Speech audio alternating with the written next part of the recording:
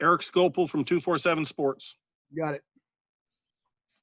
What's been the biggest, I guess, growth point for CJ going into this year? You've been around for a couple of years. And kind of, when you see him, you feel like you could utilize him a little differently this year, or kind of just what's your viewpoint on CJ in particular?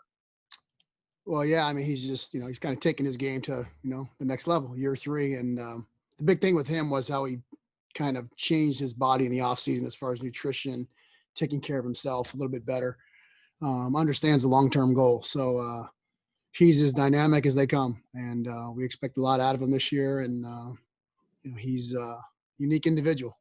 And he's to me, he's the best back in this league, if not in the country. So Kevin Wade, 247 Sports. Hey, Coach, just was curious what your evaluation of after 1 year in the program is of Sean Dollars, and then same thing about Trey Benson and how they both factor into the running back rotation. Yeah, well, Sean's came light years. Obviously, every freshman comes in thinking they're going to dominate the college football world, and I think it was a rude awakening for him early. But I'll tell you what, he's taking his game to a new level. He's everything we thought he was. He's just got his kind of matured his body a little bit and taking care of his body. Understands, very, very intelligent kid. We ask our running backs to be very smart in this offense. They have to know a lot, and he's as smart as they come. So very happy with his progression, and I think you'll see a lot of Sean this year. James Capilla, the Oregonian. Following up on CJ, Jim, what does a massive step in development that Mario mentioned, you mentioned he's also progressed, obviously, look like and entail beyond nutrition? I mean, he's your best pass blocker. He's probably the best pass blocking running back in the league already, and he takes pride in that already. But what does that massive step in development look like for a guy who's run for 1,000 yards back-to-back years and is as good a pass blocker as he is and pass catcher as he is? Yeah, I think it's just a consistency all the time. I think in the past we kind of at times took him for granted. 9-man box, it's all right. CG will run somebody, he'll run somebody over. He'll make that guy, to the point now where it's going to be able to get him in space a little bit more to where he's very dynamic. And as you know, he's as fast as they come. So I think just the offense will help him this year. And also, just his mentality of he has a goal and he's very driven. And I think he's a team player and he has goals he wants to achieve personally, but he also has goals he wants to achieve as a team. And he's been 100% in on this whole thing, and I respect the heck out of him. Ryan Thorburn, registered guard. Jim, with all that experience you've talked about, and now with Coach Moorhead coming in to run his offense, how much different is what you do in the running game going to be this year compared to last year? Run game wise, not a lot different. It'll be the same. There'll be a little bit more variance to it, but the run games is a lot. It's similar to what we did in the past. There's a few tweaks to it and things that'll get our guys in space a little bit more, but it'll be generally the same, but with some variations of it that will get our guys in space a little bit more than we did in the past. AJ Jacobson, Rivals. Coach, last year Cyrus was used a lot in the red zone, and he wanted it. You mentioned last year that you wanted to expand his game to be used more than that. How has that progressed, and how has he expanded his game? That away. Yeah, a lot. Cyrus has earned the right to be an every down back. He's taken his body and his game to a whole new level this year. The off season, during the down times and the lockdown, he took his body and he took the time and he got himself better in every aspect: nutrition, speed, strength, flexibility, all those things that after the end of last season we told him he had to improve on. He did. And Cyrus is the leader of our group. He's like the father figure in our room, and he's taken those young guys under his wing, and he's done an unbelievable job. So, Cyrus has earned the right to be an every down back, not just a short yardage goal line back. Back to James from the Oregonian. Jim, I realize if you had the answer to this question, you would have done it already. But what is going to be the key to keeping CJ upright? Tough as he is, and he's never missed a start. But obviously he's missed a lot of time the last 2 years for one reason or another and played through a lot of it. But what is going to be the key this year to making sure he gets through games? Because when he does, as you mentioned, he's statistically speaking, he was not that far behind a Chuba Hubbard or J.K. Dobbins last year in certain splits.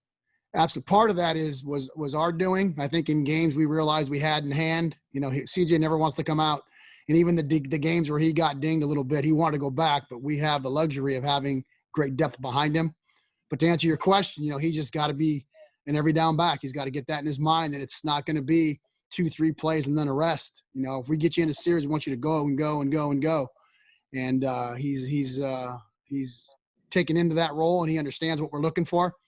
And I think that's going to be the key to him having a huge year. Eric Scopel, 247 Sports. You helped kind of develop the pistol offense at Nevada, and Oregon implemented it the last couple of years. Is that something we're going to see much of or any of under Coach Moorhead? Or is that kind of, I don't know, what's the update with that? Yeah, you'll see a lot of it. It's not going to go anywhere. I mean, it's kind of to us, it's the great equalizer in the run game. We don't kind of give the answers to the test, and you'll see it. As much as Coach Moorhead wants to call it. I know he had never done it before until he got here, and I know he really, really likes it. So we'll just let him play with it as he sees fit. And Thorburn, register guard.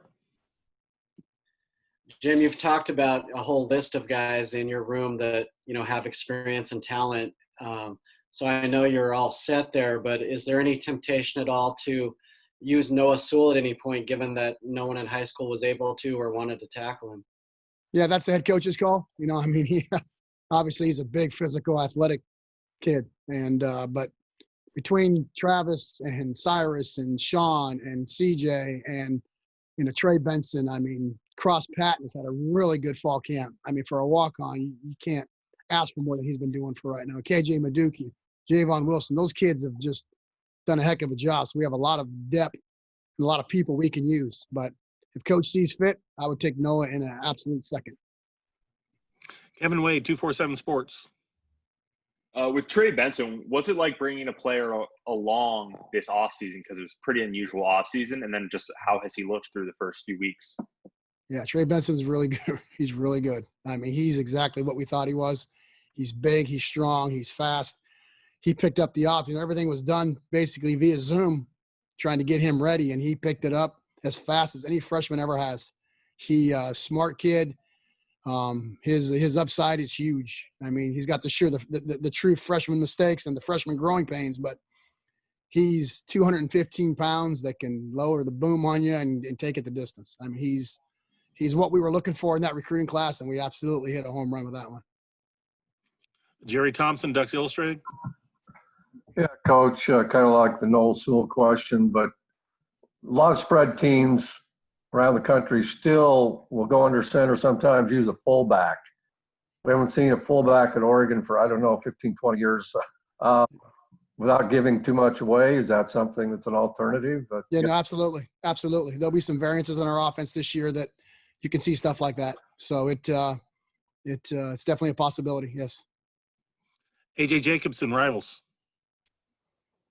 Coach, knowing a lot of the guys in your roster and looking at it, you have a lot of guys that can play Pac-12 quality football. How many guys would you ideally like to rotate through on a game basis this year? Yeah, you want to have 2.5 ready for every game. That's kind of my thought process going into it. Again, in my opinion, we have 4 to 5 guys that can start on almost every team in this league. Those guys are that good. So competition is amazing, but you want to have 2.5 ready, so that's kind of what your goal is. But if we can win with 4, we'll play with 4. If we can win with 1, we're going to win with 1. So the hot hand's always going to play, and we'll kind of use that philosophy moving forward. But there's not a huge drop off between 1 and 5, so it is what it is. So it's a good problem to have. James at the Oregonian. Jim, going off that fullback bit actually for a second, you guys used a little bit of 20 and 21 last year. I know that Joe's offense employs the H a bit more in the traditional sense. So is there just more 20, 21, 22 options, especially with somebody like Javon, who is just a bigger guy? Yeah, those options. Yeah, definitely in play. We have, this offense can be a lot of different things, and it just depends on what helps us that week, what personnel groupings help us that week win the game. And so we have the possibility of doing anything we want, but it just depends what's big that week. If it's a 20 week, it's a 20 week, but we'd like to get 2 backs on the field when we can, obviously. Eric Scopel, 247 Sports. You've spoken really highly of a lot of different guys, and you mentioned you think you have 4 or 5 guys capable of being starters in this conference. I guess I wonder, and I know you said you play the hot hand, but is there a level of it's going to be a challenge to figure out how there's only one football and only 1 or 2 of them can be on the field at once? I mean, kind of what's the balance of kind of that communication, and how do you kind of ensure everybody, I guess, remains happy, quote unquote? Yeah, very honest with them up front. I mean, they understand where I'm coming from. It is what it is. It's a business part of it now. I love those kids to death, but, if you can't hang on to the football, if you can't protect the quarterback, your day's going to end in a hurry, and they know that. So they take pride in that, and they understand that if you're hot, you're going to go. And like, for example, our Washington game last year, Cyrus was the hot hand, so he went. Travis became a hot hand, so he went. And so that's just kind of how it's going to be. Hot hand's got to play. So, Ashley Young, in NBC Sports Northwest. Coach, what's your coaching relationship like with Joe Moorhead on and off the field? that's great. I never met Joe before until he got here, but he's a ball coach now. He's just like us, man. He eats, drinks, and sleeps football. And I love his offense. I love what he does. It's been fun. He always wanted to run the pistol and didn't really know about it. So now that we've had these months together, he's like, man, I love this. I wish I would have known about this before. And so it's been fun. I like Joe a lot. He's a good man, a good recruiter, good coach. This is a great staff we have here, man. It's just a bunch of great dudes, and it's fun to work with these guys every day. James, the Oregonian.